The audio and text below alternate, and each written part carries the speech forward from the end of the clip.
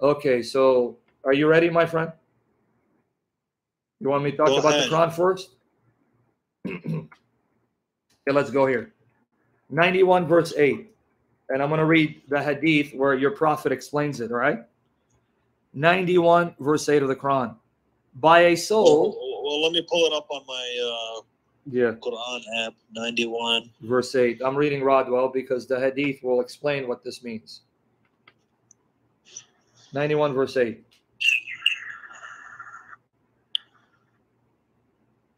Guys, click on the links to the articles. Yeah, click the link on the articles. All of this information directly from my articles. It's there. Documented by the grace of Jesus Christ. All right, 91 verse 8. Do you want me to read it? And he revealed to the soul the ways of its evil and its righteousness. Yeah, that's not the best translation. And breathe into it its wickedness and its piety. Broadwell has it actually accurate. And I'll show you that's what even your prophet, that's how your prophet interpreted it. But let me read. Sahih International? Sahih International is perhaps one of the most dishonest Quranic translations ever produced. It even makes Salali Khan. Send me the translation you have, or I what just gave website it. Well, I just can. You want me to read it for you, buddy? I'll give it to you, but here, Rodwell. Well, let me follow along with it so I can see. This is what I told you. If you go to the description box, let me get you the article. Here you go, and then I'll post it for you. Here you go. Here's the article that I'm. All of this is in my article. Here it is, article right there. I just sent it to you on Skype in the comment section. Here's the verse, 91 verse 8, Rodwell, because I want to read Sahih Muslim, how your prophet explained it. Okay, so let me get you it. Here you go. Okay, for the rest of you, it's the first article that I linked in the description box. Okay, can I read it now or no? You want to read it? Go. Okay, here you go. By a soul and him who balanced it, and breathe into it its wickedness and its piety. Breathe into it its wickedness and its piety. So are you seeing that this verse says, even the evil, the wickedness you do, and the righteousness you do, is from Allah, because Allah placed that. Are you reading the Quran verse? Yeah, 91 verse 8. I just read it. And breathe into it its wickedness and its piety. Palmer, its sin and its piety. Arbery, and inspired it to lewdness and God-fearing. You with me there? Yeah, I'm with you. Okay, so we got it, right? Can I now read Sahih Muslim? But because I want to give you your prophet's interpretation. This is about predestination. Yes. I want to give you your prophet's explanation of the verse. This is not clear that it's about predestination. Jad, if you listen to me for the fourth time, I'm going to give you your prophet's explanation of the verse that says it's predestination. I just said it, but you're not listening, see? I'm going to read Sahih Muslim, book 33, number 6406. How did your prophet explain the ayah? That's what I'm getting at. But let me get you the hadith on sunnah.com. Hold on. Because this article is one of my oldest articles, so the links are defunct. They're outdated. So here you go. Here it is, sunnah.com. You can read it for me if you want. Let me get it for you. Okay, hold on. Everyone, here it is from sunnah.com. Okay, here you go. This is for you. Open it up and read it for me, okay? You read it for me.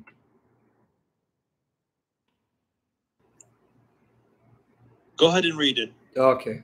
Okay, I'm going to read it, guys. I gave you the link. Abu al-Aswad. What? You want me to read it? I cannot read it. I can't hear you. Read. Okay. Read. All right, I'm trying. Abu al-Aswad reported that Imran bin Hussein asked him, what is your view? What the people do today in the world and strive for? Is it something decreed for them or preordained for them? Or will their fate in the hereafter be determined by the fact that their prophets brought them teaching which they did not act upon? Did you understand the question, Jihad? What these Muslims are asking? Yes. Okay. So he's asking, is it predestined for us to do what we do? or will we be judged according to how we respond to the Prophet's message, meaning free will? Okay, now watch. I said, of course, it is something which is predestined for them and preordained for them. He further said, then, would it not be an injustice to punish them? Your logic. Wait, then it's not fair that Allah will punish people for what He's predestined them to do. I felt greatly disturbed because of that and said, everything is created by Allah and lies in His power. He would not be questioned as to what He does, but they would be questioned. Thereupon he said to me, may Allah have mercy upon you.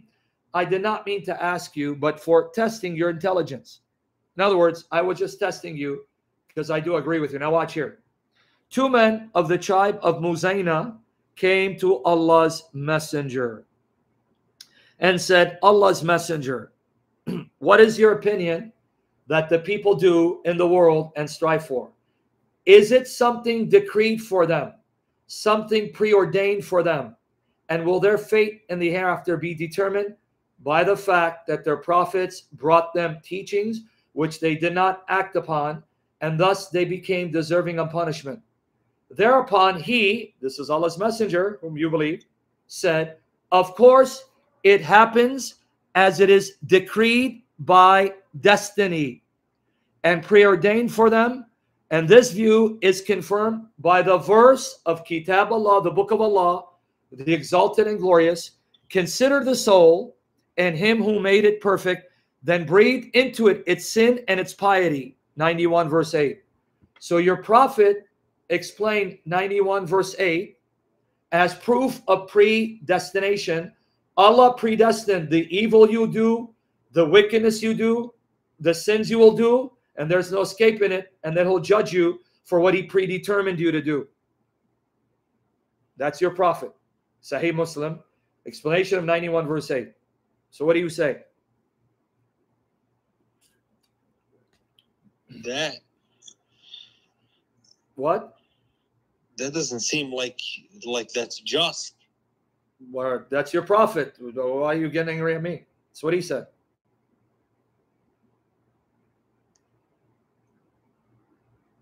Right? That's his view. It gets worse if I read Sahih Bukhari. Do you want me to read Sahih Bukhari? You're silent. Check into this. Well, okay. Can I read Sahih Bukhari for you? Let me read first Sahih Muslim. Okay, hold on. Let me you show already you. read Sahih Muslim. No, I'm going to read a different hadith that teaches about Allah predestining evil. He makes you do evil. Let me show it from Sahih Muslim Bukhari. I'll show it to you from both. Here it is, Sahih Muslim. Let me get you the link so you don't think I'm lying. This is all of my articles, guys. Guys, all this meets in my articles. Please use my materials. But here it is for you, so you can read it from sunnah.com. Are you ready for me to read it? Yeah. Okay. Sahih Muslim, book 33, number 6421. Here you go. Verily, Allah has fixed the very portion of adultery, zina, which a man will indulge in, and which he of necessity must commit, or there would be no escape from it. Do you agree with your prophet? Allah even makes people commit adultery and they can't escape from it. Adultery of the eye because of all adultery. All adultery. Even says of your limbs, your body parts. Do you agree? And the adultery of the tongue. And the adultery of your body if you do it. But here, in this one, he simply says, may not put into effect. This one, he simply says, adultery, period. All of it, that you must commit. Do you agree that Allah makes you lust for married women and think of married women? And then, if you then have sex with her, it's because Allah decreed you it? Do you agree? In this case, you see, everybody looks at women. But do you agree Allah makes you lust for women, or is it your own free will? I know, but you're not answering the question. It says Allah makes you lust for a married woman. Do you agree? So if someone, well, it looks like that's what the hadith is saying, but I'm are you trying okay to with tell it? you.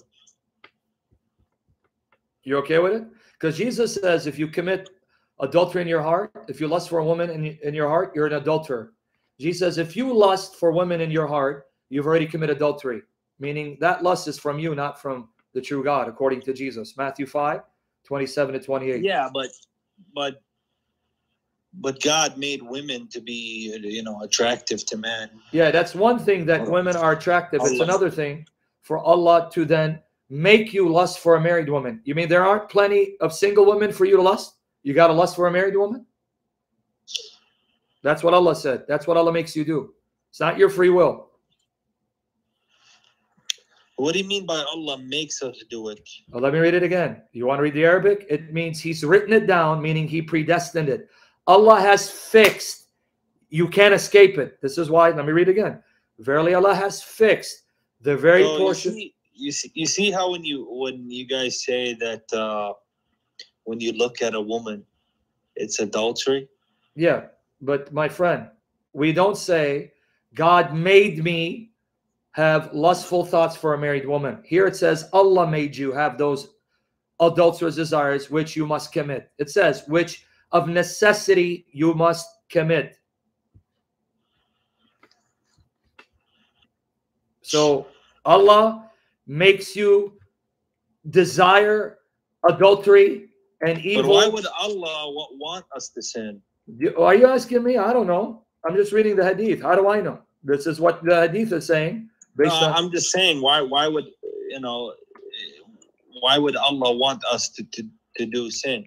You don't ask me, a Christian, right? Us in the Quran that if we ask for repentance, we pray, we give zakat, we jahid fi sabilillah, we do all these things, we can go to paradise. Well, you have a problem there, boyfriend. You know why you have a problem? Let me read to you Quran. You ready? Chapter 10 of the Quran. And women wearing niqab is a good way to prevent lusting adultery by the eye. Well, you still can't escape the adultery that Allah has decreed for you. That's still there. But you said Allah wants you to repent, right? And do good, right? Okay, can I read to you something? Chapter 10 of the Quran. Praying. Yeah.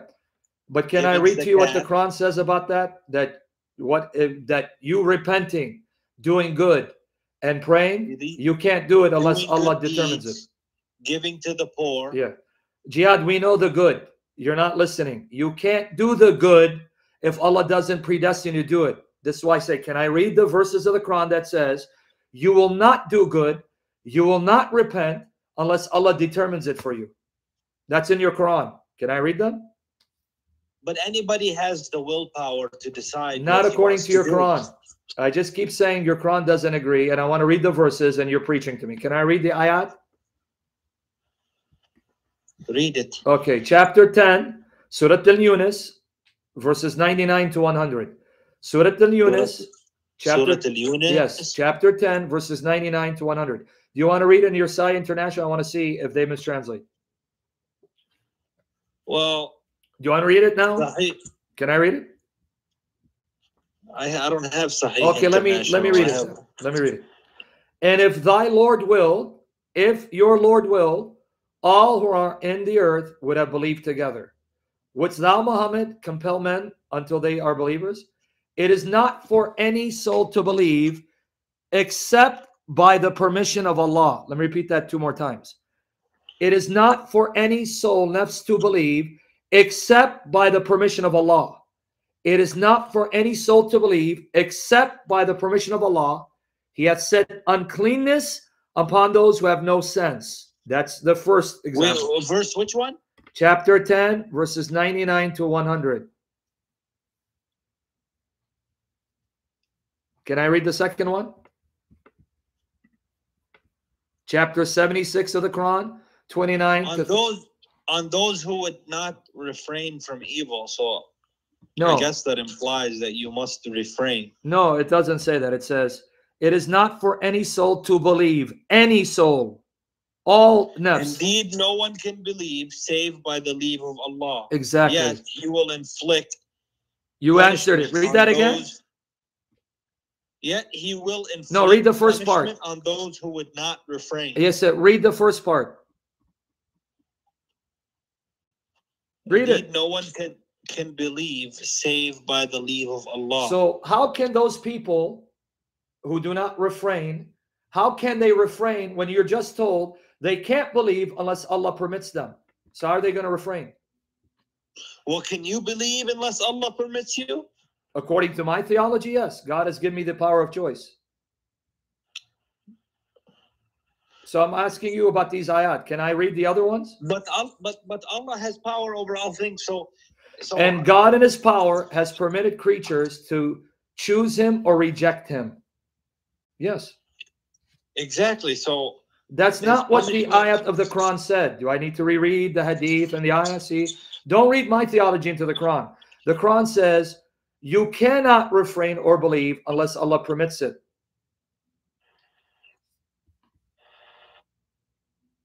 Okay, can I read the other ayat before you give me? Can I read the other ayat? Okay, can I read the other ayat, Jihad? Before you preach, let me read the other two ayat. Then you give me your commentary, even though you're not a prophet. 76, 29 to 31. 76 of the Quran, 29 to 31.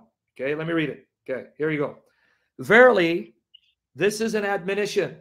So whoever wills. 76 what? 29 to 31. Astaghfirullah. Do you want me to read or are you going to read?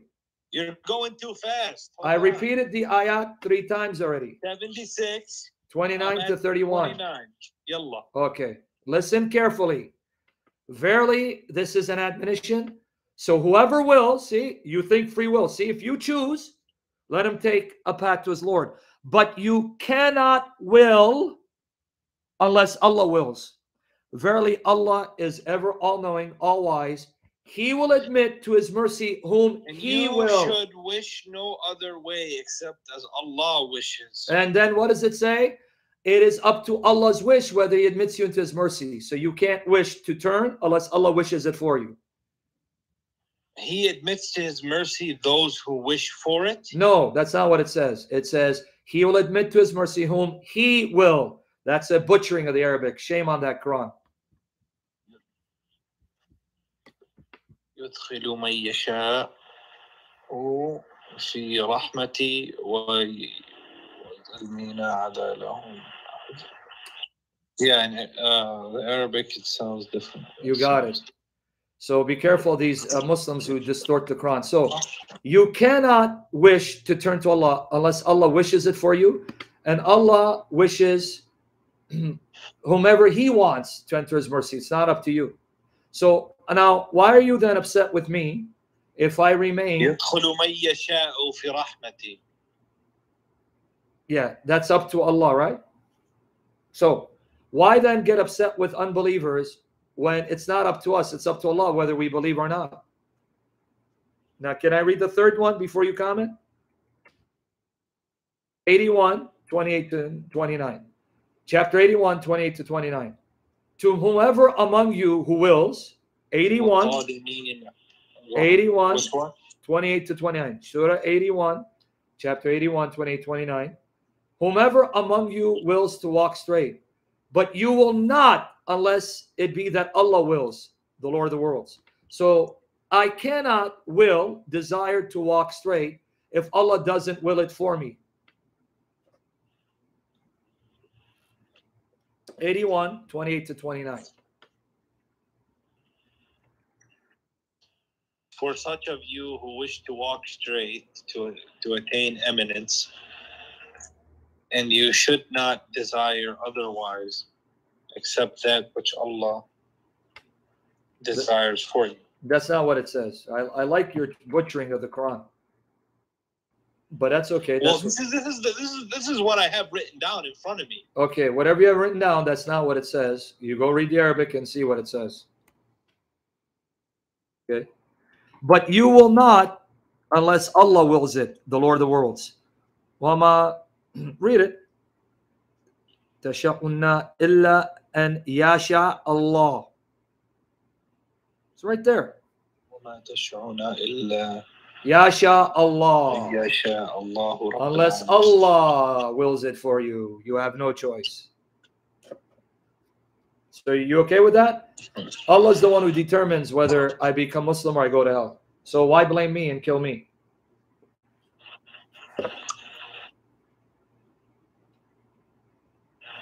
Can I read some hadiths now or no?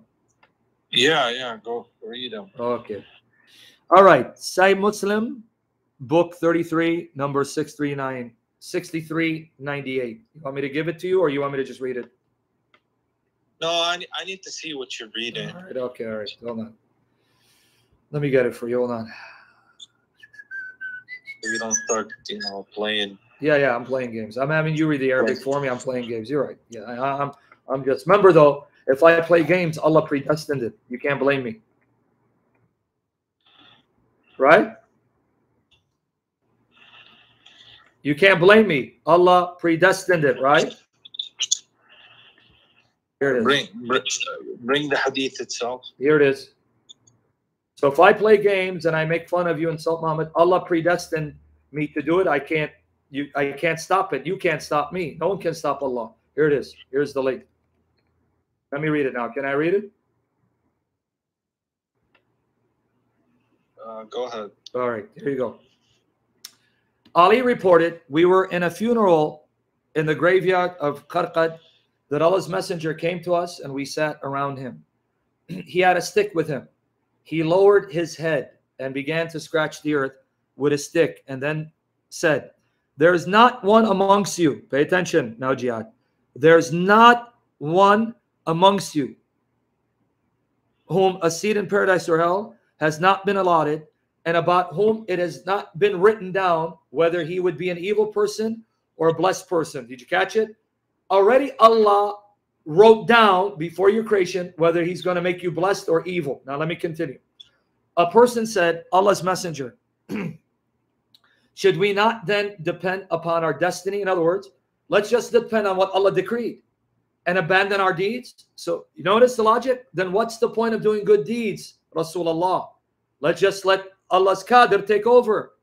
Thereupon he said, acts of everyone's deeds are facilitated in that which he has been created for him, so that whoever belongs to the company of the blessed will have good works made easier for him, and whoever belongs to the unfortunate ones will have evil acts made easier for him. So you see what your prophet just said. He said, if Allah has predestined you to be blessed, he will make it easy for you to do good deeds.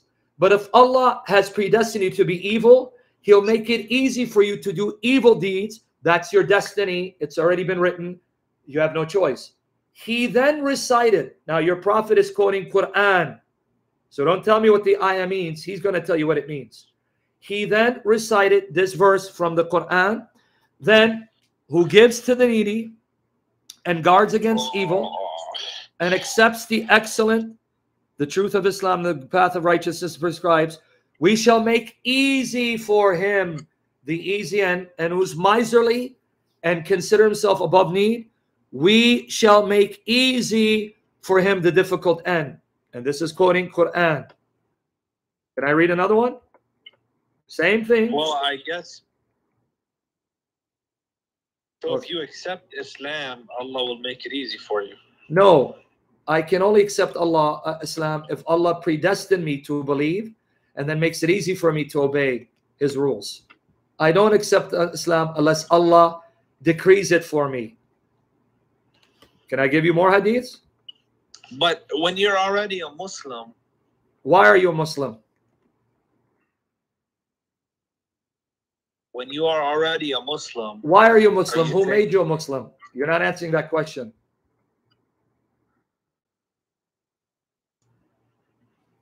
Did you, of your own free choice, or was predestined for you? My choice. No, that's not what we read. Allah chose it for you. And you just read it, man. Can I read another hadith? I just gave you the link. Sahih Muslim. But I'm telling you, when you're already a Muslim, are you saying that there's no guarantee?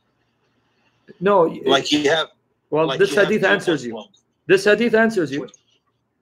Can I read it for you? But I think it's also saying then who gives to the needy and guards against evil and accepts. That's the not how excellent. your prophet explained it. He said, those who give to the needy is because Allah predestined them to do good and made it easy for them. He just explained the ayah. Do you want me to read the hadith again? He explained, this is what it means. Allah predestined jihad for Islam and to do good deeds. Therefore, Allah now makes it easy for jihad to do these good deeds. Care for orphans, etc. Because He predestined them for the needy and guards against evil and accepts. Because Allah predestined you to give to the needy and guard against evil and made it easy for you. He just explained the ayah that way. Okay, a person said, Allah's messenger, should we not then depend upon our destiny and abandon our deeds?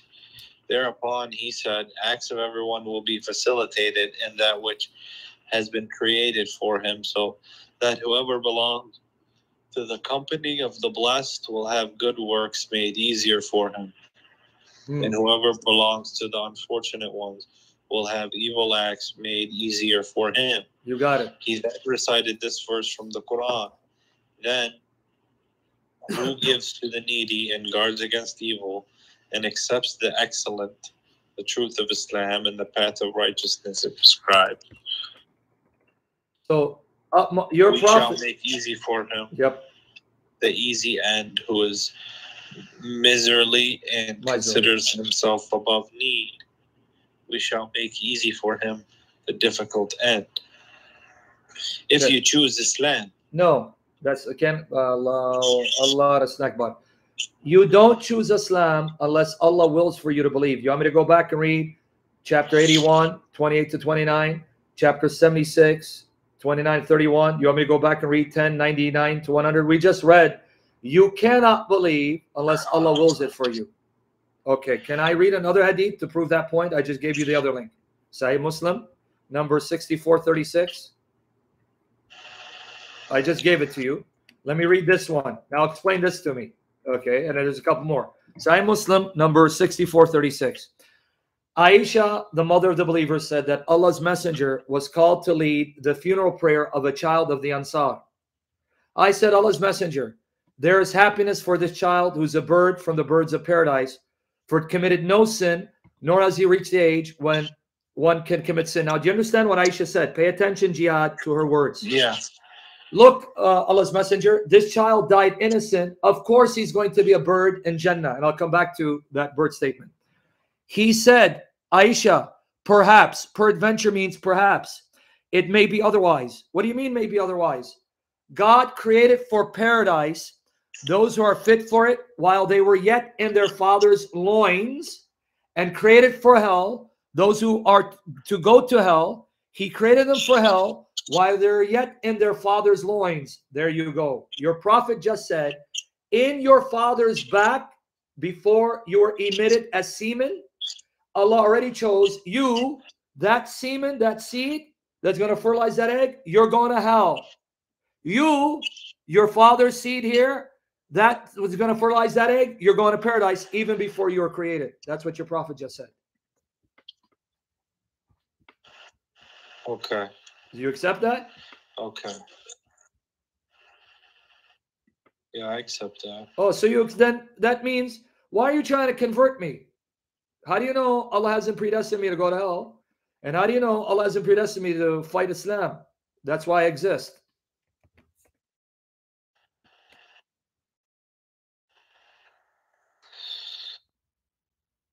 So why are you trying to convert me? I have to investigate this. Okay. You're the one who talked about predestination, right? Yeah, I mean, I don't know what to tell you about this. Okay.